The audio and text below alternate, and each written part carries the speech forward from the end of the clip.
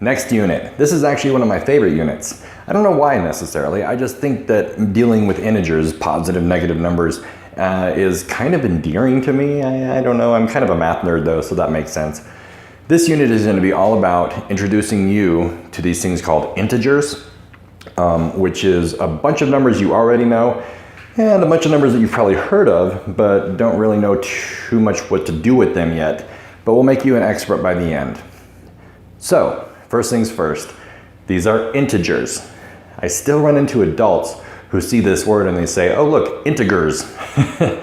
This is a nice soft G right here, integers, okay? Integers are numbers that are positive, negative, and zero. Let me show you what I mean with a little bit of a history lesson, okay? Human beings have been probably counting for as long as they've needed to keep track of things. We don't really have any evidence past 2,200 years ago. It's kind of a long time ago, right? But I'm sure that people started saying, oh look, chicken, one chicken, two chicken. Of course they didn't say that because they didn't speak English and they didn't have symbolic names for the numbers yet. The first evidence we have that they did was way back in 2200 BCE, I think, which means before the current era. We used to call that BC, now we call it BCE. And they started making little marks. The Sumerians started making little marks to keep track of how many of something there was. Now, I'm going to use Arabic numbers, the ones we currently use, to kind of show what I think they meant. Where they actually had a symbol for 1, they had a symbol for 2, and 3, and 4, and so on. They didn't necessarily count the same way we did. If you want to learn more about that, it's a very interesting story. They didn't even use base 10 like we do. But they had a way of keeping track of who has how much of what, okay? And that went on for a long time. In fact, it wasn't until 450 CE, current era, that's 1,600 years later almost, where some mathematicians in India came up with an idea of, well, how do we show nothing? What if I don't have anything? Believe it or not, it took that long for somebody to come up with the idea of nothing, of zero, okay? And using it as an actual void in calculations. We have evidence that the Chinese and the Mayans and the Aztecs, further back than that, actually had some idea of this as a placeholder, but it wasn't until 450 CE that in India they actually used it as a symbol for calculation. Now, same place, India, 200 years later, said, okay, well, now we have a way of counting things that we have. We have a way of showing that we don't have anything. But now, in Indian society at the time, we started running into this idea of debt. What if not only do I have nothing, but I owe that guy over there something, okay? I couldn't really use these numbers. I mean, civilizations tried, but it was in India, 200 years after zero, that we came up with this idea of the negative number. Mostly to symbolize debt, okay? Things that I don't have and because I need to give it to somebody else.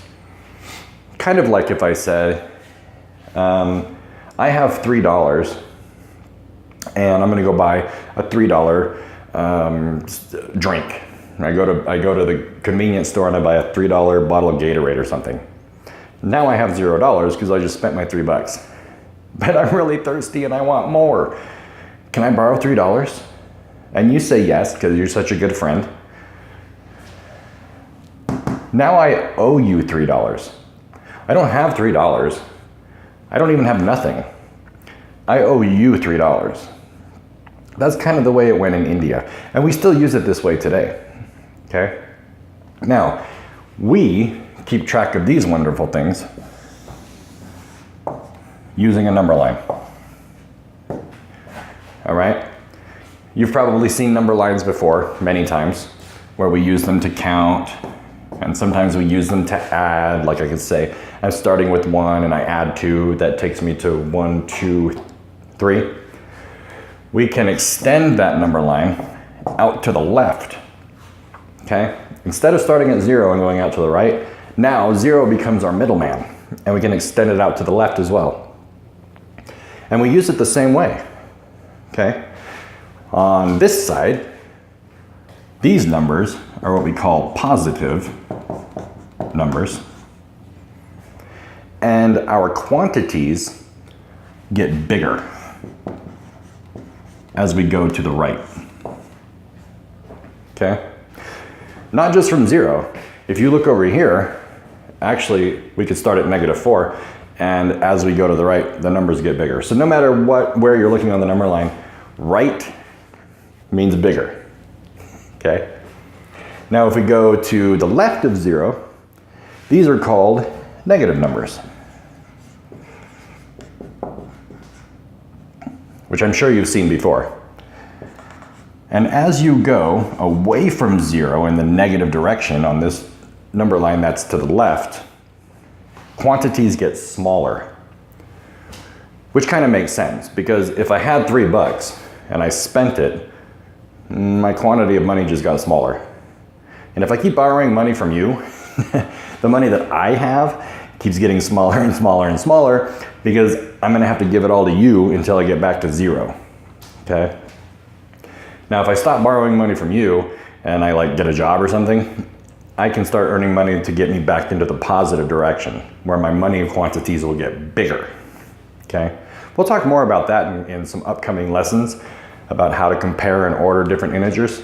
But for now, I want to talk about what an integer is and what an integer isn't, okay?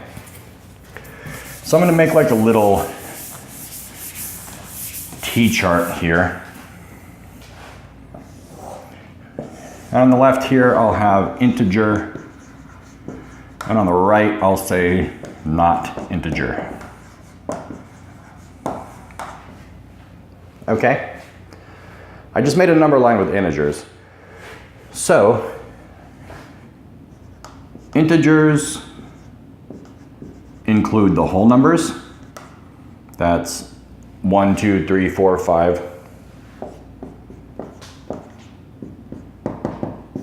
Okay? It includes 0. And it includes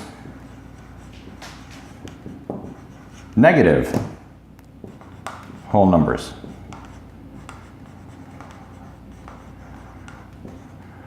That includes -1, -2, -3, and so on. Now, I put negative whole numbers here just because I want you to picture a number that doesn't have a decimal and is not a fraction, but nobody will ever call an integer a negative whole number, because whole numbers are in the class all by themselves. Okay, they are 0, 1, 2, 3, and so on and so on. These are integers. Not an integer. Decimals are not integers. Does that mean a decimal can't be negative? No, it doesn't mean that. It just means that a decimal does not fit into the integer club. Okay, these are integers. Decimals don't get to be in that club. Decimals can be negative, but they can't be integers. Same with fractions. Fractions can't be integers. Fractions can be negative, they just can't be integers. Okay?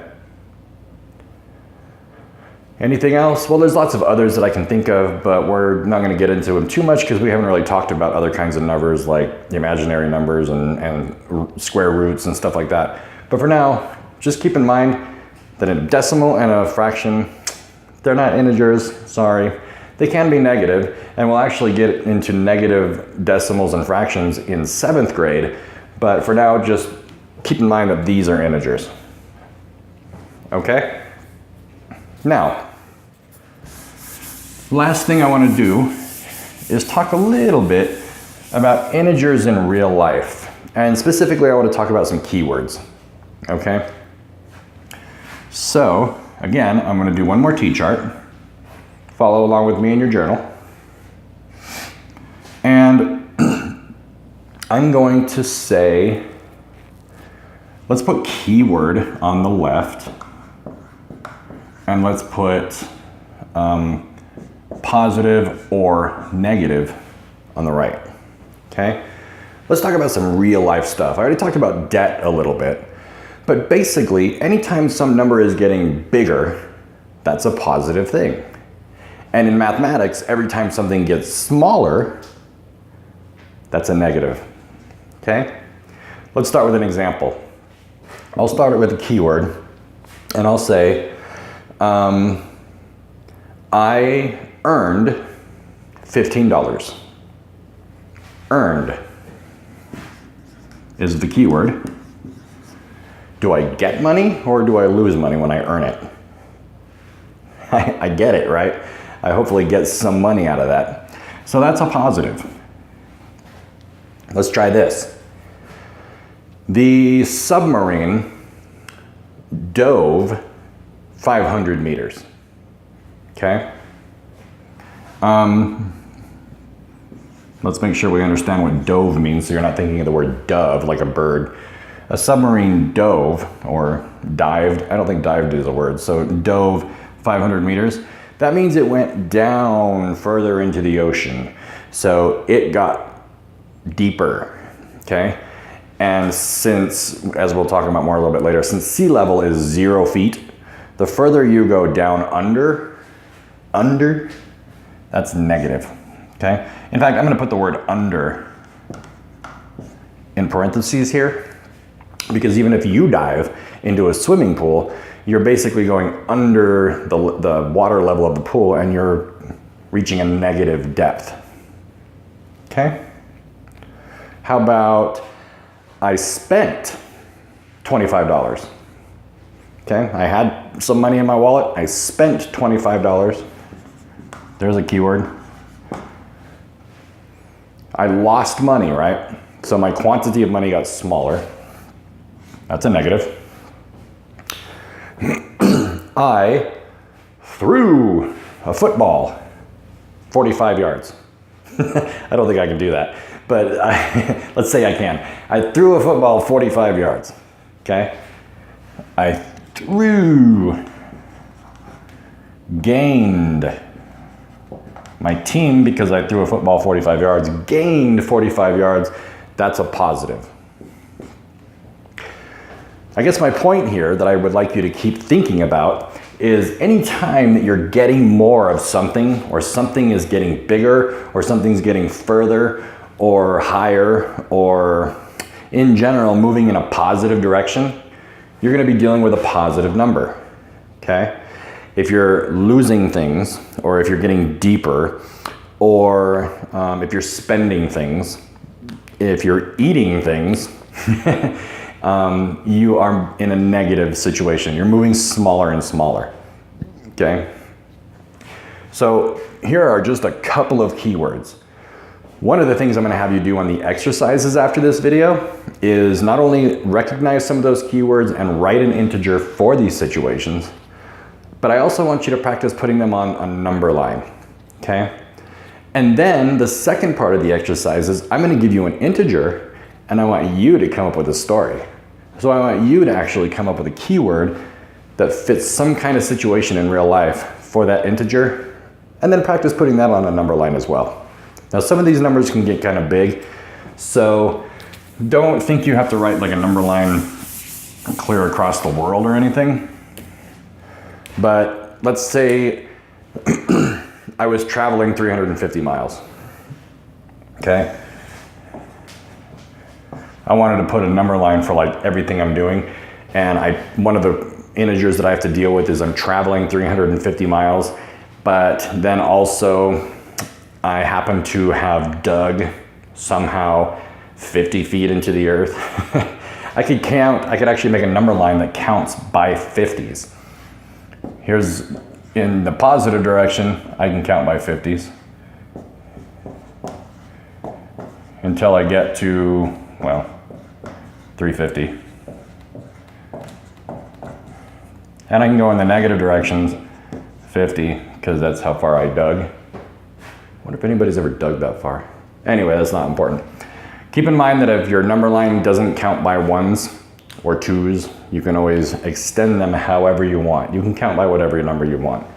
I'm assuming that you've probably had some practice with that. If this is a new idea to you, you'll get a lot of practice in 6th grade, okay? Not only is our number line practice with integers gonna get into scaling a number line by counting by some kind of number, but when we get into coordinate graphing with the X and the Y, remember, have you ever seen that before? We'll be doing lots of scaling with that. So do your best on the exercises. Meet me back after the exercises on the review video, and we'll talk more about how to put those integers on a number line, okay?